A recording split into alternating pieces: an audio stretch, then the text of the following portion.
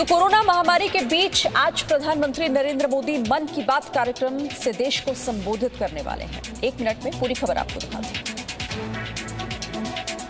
देश में जारी कोरोना की दूसरी लहर के बीच आज प्रधानमंत्री मोदी अपने रेडियो कार्यक्रम मन की बात के 76वें संस्करण के माध्यम से देश को संबोधित करेंगे। इस बात की पूरी आशंका है प्रधानमंत्री देश में कोरोना की बढ़ती लहर पर बात करेंगे। पिछले 24 घंटे में देश में 3,46,786 नए मामले सामने आए, जबकि इस दौरान 2,624 मरीजों की कोरोना से मौत हो गई। वहीं पिछले 24 घंटे में 2,19,838 लोग इलाज के बाद ठीक हो गए। भारत में कोरोना के कुल 1,66,10,481 मामले आ चुके हैं। इनमें से कुल 1,38,67,997 लोग ठीक हो चुके हैं। देश में एक्टिव मरीजों की संख्या 25,52,940 हो गई है, जबकि अब तक भारत में कोरोना से कुल 79,544 मौतें हो चुकी हैं। भारत में अब तक 13,83,69,832 लोगों को कोरोना की वैक्सीन दी जा चुकी है। इस बीच भारत बायोटेक ने कोवैक्सीन की कीमत में बदलाव किया है। राज्य सरकार 600 रुपए प्रति वायल और निजी अस्पतालों में 1,200 रुपए।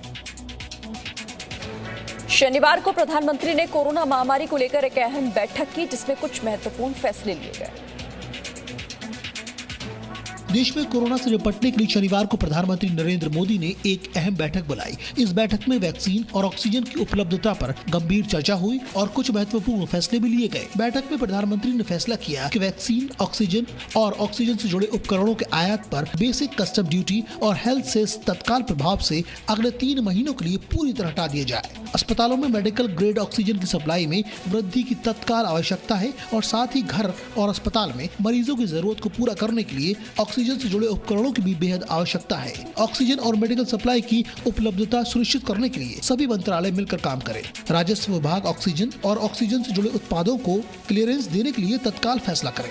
इस बीच देश में ऑक्सीजन की गंभीर स्थिति को देखते हुए 4 क्रायोजेनिक टैंकर सिंगापुर से विमान के जरिए बंगाल के पनागर एयरबेस पहुंच गए हैं। इन टैंकरों को भारतीय वायुसेना के C-17 विमान से लाया गया। इसके अलावा जल्द ही UAE से भी क्रायोजेनिक टैंकर भारत लाए जाएंगे।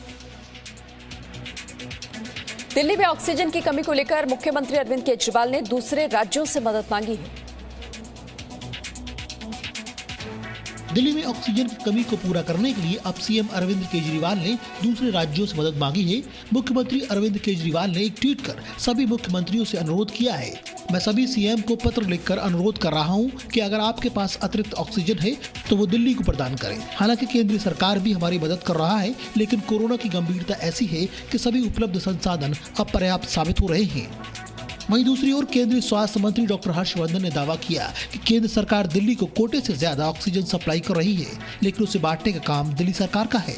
कहीं दिल्ली को जो ऑक्सीजन उनकी रिक्वायरमेंट के हिसाब से, उनकी अपनी एक्सेप्टेंस के हिसाब से जितनी आवश्यकता से ज़्यादा भारत सरकार दे रही है। अब आपको अपना कोटा अपने सिस्टम में लाकर और उसको रेशनल तरीके से, समयबद्ध तरीके से लोगों को डिस्ट्रीब्यूट करना, ये जो फाइन प्लानिंग है, ये तो सरकार को, स्टेट गवर्नमेंट को ही करनी पड़ेगी ना। और दिल्ली में लगातार तीसरे दिन कोरोना से रिकॉर्ड मौतें हुई। दिल्ली में कोरोना से होने वाली मौतों की संख्या में रोजाना नया उछाल आ रहा है। पिछले 24 घंटे में दिल्ली में 24,103 नए मामले सामने आए, जबकि इस दौरान 357 मरीजों की कोरोना से मौत हो गई। वहीं पिछले 24 घंटे में 22,695 मरीज इलाज के बाद ठीक हो गए।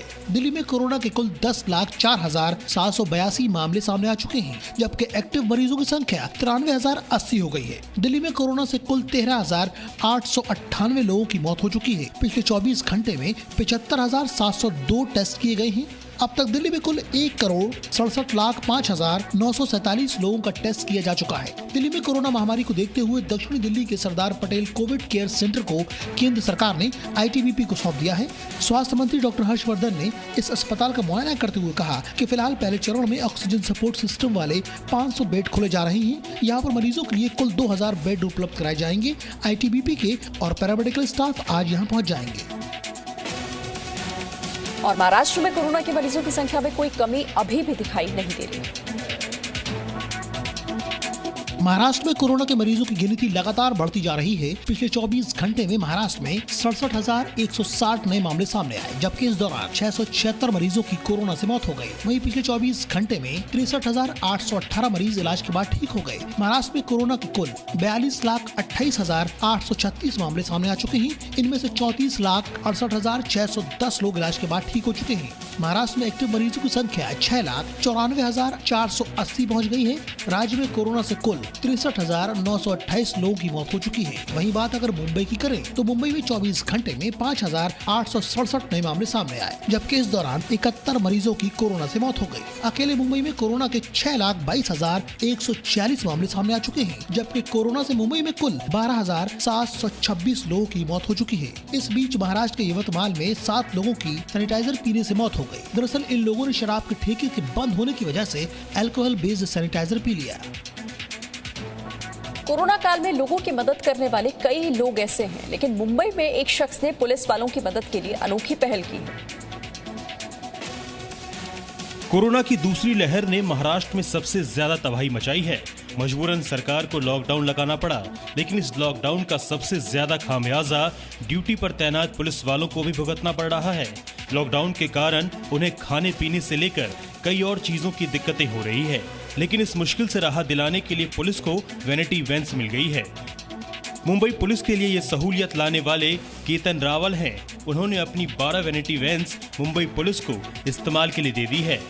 खुश है लोग, बहुत उसको राहत हुई है। पर्टिकुलरली लेडीज महिला पुलिस है जो 24 आवर्स काम कर रही है। उन लोगों के लिए कि अगर वॉशरूम जाना है तो भी नाकाबंदी से 2 से 3 किलोमीटर दूर जहाँ चौकी है वहाँ तक जाना पड़ता था, तो उनको लिए बहुत अच्छी फैसिलिटी हो गई कि अभी उन लोग वॉशरूम जाने के लिए उनको अच्छी चीज़ मिल गई।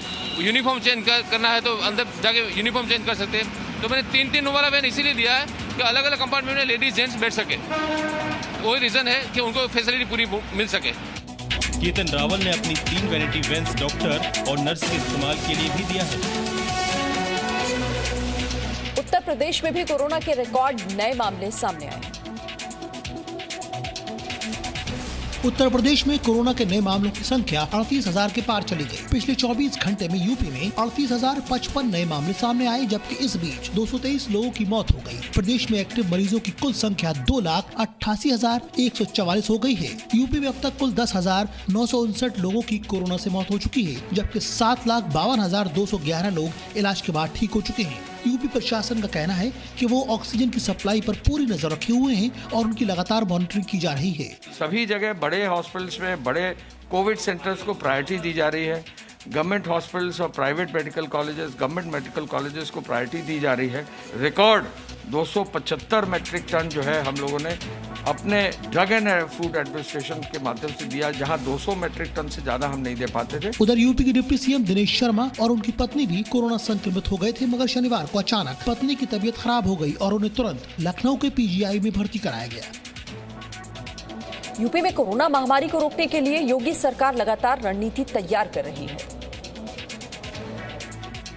यूपी में कोरोना के लगातार रिकॉर्ड मामले सामने आ रहे हैं। सीएम योगी इसे रोकने के लिए लगातार बैठकें कर रही हैं। आज मुख्यमंत्री कोरोना के लिए गठित टीम 11 के साथ फिर एक बैठक करने जा रही हैं। बैठक में सीएम योगी कोरोना के हालात पर इस टीम के अधिकारियों से बातचीत करेंगे। इसमें कोरोना को रोकने के लिए रणनीति तैयार की जाएगी। इस बीच राज्य सरकार ने कोरोना काल में फर्जी खबरें फैलाने वालों पर कार्रवाई करने का भी मन बना लिया है। सरकार ने आदेश जारी किया है कि उत्तर प्रदेश में कोरोना को लेकर सोशल मीडिया पर अफवाह फैलाने पर कड़ी कार्रवाई होगी। अपने आदेश में एडीजी लॉ एंड ऑर्डर ने लिखा है कि सोशल मीडिया प्लेटफॉर्म पर कोरोना को लेकर अफवाहें फैलाई जा रही हैं, जिसमें एक ही तरह के कंटेंट को कॉपी पेस्ट कर लोगों में भय फैलाया जा रहा है। यूपी के पूर्व सीएम अखिलेश यादव ने भी ट्वीट कर योगी सरकार पर निशाना साधा है। अखिलेश यादव ने राज्य सरकार से सवाल किया है कि सरकारी आपूर्ति की अव्यवस्था का खामियाजा जनता अपनी जान देकर क्यों भुगते। यूपी में ऑक्सीजन की हो रही कमी की तस्वीरें लगातार सामने आ रही हैं।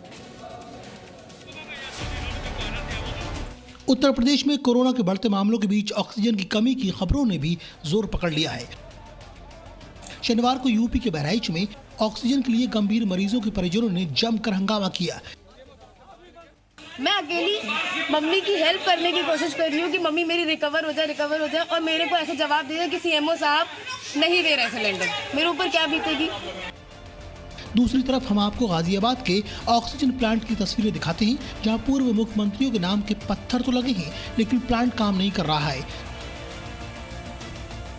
जिस ऑक्सीजन प्लांट से रोज करीब 15 सिलेंडर ऑक्सीजन बनाई जा सकती थी, वो पिछले काफी समय से खराब पड़ा हुआ है। लेकिन अब जब कोरोना महामारी की मार प्रशासन पर पड़ी है, तो उन्हें इस प्लांट की सुधाई और अब इसे दुरुस्त करने का काम किया जा रहा है। अगर ये प्लांट पहले ही शुरू कर दिया जाता तो कई मरीजों की जान बच सकती थी। और यूपी में कोरोना के बढ़ते मामलों के बीच कुछ लोग ऐसे भी हैं जो दूसरों की मदद के लिए आगे आ रहे हैं। यूपी में कोरोना का कहर लगातार अपना असर दिखा रहा है। जनता को लॉकडाउन और मरीजों को चरमराती स्वास्थ्य व्यवस्था से दो चार होना पड़ रहा है। ऐसे में कई लोग दूसरों की मदद के लिए आगे भी आ रहे हैं। जैसे सीएम योगी ने कोरोना के लिए टीम 11 बनाई है, वैसे ही नोएडा की पृथु सोसाइटी ने भी एक टीम 11 बनाई है। ये टीम नोएडा में लोगों को फल, सब्जी, राशन, दवाइयाँ सहित अन्य जरूरी चीजें उनके घर तक पहुँचाती है। टीम के सदस्य पीपीई किट पहनकर और अन्य गाइडलाइंस का पालन करते हुए लोगों को डोर स्टेप डिलीवरी दे रही हैं। कोविड केयर सेंटर्स में लोगों की मदद के लिए 24 घंटे का मेडिकल स्टाफ भी मौजूद रहता है। बेड उपलब्ध न होने तक मरीजों की हर जरूरत का ध्यान इस सेंटर में रखा जाता है। बेड मिलते ही एम्बुलेंस का इंतजाम करके मरीज को अस्पताल भेज दिया जाता है। वाराणसी में भी बाल कुंदन नाम की एक संस्था ने संक्रमित परिवारों को घर घर प्रसाद पहुँचाने का बीड़ा उठाया है। विद्वान ब्राह्मणों द्वारा ये मंत्र उच्चारण के बाद ये प्रसाद सबसे पहले बाबा विश्वनाथ को और फिर संक्रमित परिवार के घर तक पहुंचाया जाता है। और यूपी में कोरोना की मार का असर विश्व प्रसिद्ध वाराणसी के घाटों पर भी दिखाई दे रहा है। गंगा की पावन धारा पर तैरते ये खाली नाव बता रहे हैं कि देश में कोरोना ने कैसे हालात पैदा कर दिए हैं। कभी इन घाटों पर न सिर्फ यूपी और भारत से बल्कि विदेशों से भी भारी संख्या में पर्यटक आते थे, लेकिन आज ये घाट और ये नाव खाली ही तैर रहे हैं। सितंबर में पितृपक्ष प्रारंभ हुआ तो घाट खुला, थोड़ा बहुत लोग आना शुरू हुए, बहुत कम मात्रा में, आमदनी भी सीमित हो गई। इसके बाद उसमें भी शनिवार रविवार लॉकडाउन ही रहा। बाद में थोड़ा रफ्तार पब्लिक के आने का बन रहा था तो दोबारा कोरोना का अटैक हो गया है। फिलहाल अब कोई यात्री तो आ नहीं रहा है। हम लोग की स्थिति साल भर एक 14 महीने से बिल्कुल बेकार है। सबसे ज्यादा माने जाने वाले दशाश्वमेध घाट की तस्वीरें देखिए। कभी तिलक लगाकर लोगों के लिए मंगल मंत्र पढ़ने वाले पंडित अब अखबार पढ़कर ही अपना समय बिता रहे हैं। वाराणसी में संक्रमण के हालात को देखते हुए शाम 4 बजे से सुबह 6 बजे तक श्रद्धालुओं के प्रवेश पर रोक लगा दी गई है।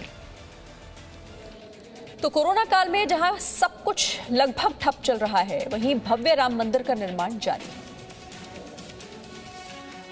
देश भर में कोरोना महामारी ने कई रुकावटें पैदा कर दी हैं, लेकिन अयोध्या में तैयार किए जा रहे भव्य राम मंदिर के निर्माण का काम अभी भी जारी है। कोविड-19 के नियमों का पालन करते हुए राम जन्मभूमि तीर्थ क्षेत्र ट्रस्ट अयोध्या में राम मंदिर निर्माण का कार्य पूरी तेजी से चल रहा है। इन तस्वीरों में आप देख सकते हैं कि भव्य परिसर के लिए नींव का काम लगभग पूरा हो चुका है। मंदिर निर्माण की 55 फीट गहरी नींव में इंजीनियरिंग फील्ड मटेरियल के माध्यम से 1 फीट मोटी लेयर कंप्लीट हो गई है। ऐसे 44 प्लेयर बनेंगी जो 55 फीट गहरी नींव को भरेंगी और इसी के ऊपर श्री राम के भव्य मंदिर का निर्माण होगा। भराई के बाद 16.5 फीट ऊंचा भगवान श्री राम का प्लिंथ होगा। इस प्लिंथ यानी बीम के लिए सोनभद्र और मिर्जापुर के लाल पत्थरों से इसका निर्माण होगा। उसके बाद 3 तल तक भगवान श्री राम का मंदिर राजस्थान के बंसी पहाड़पुर के पिंक पत्थरों से निर्मित होगा। मंदिर निर्माण के लिए राम मंदिर की कार्यशाला में 60% पत्थरों को तराशा भी जा चुका है। अयोध्या में मंदिर निर्माण का कार्य L&T कंसल्टेंसी को सौंपा गया है। Presenting B News app, available on Google Play and App Store. Download it now.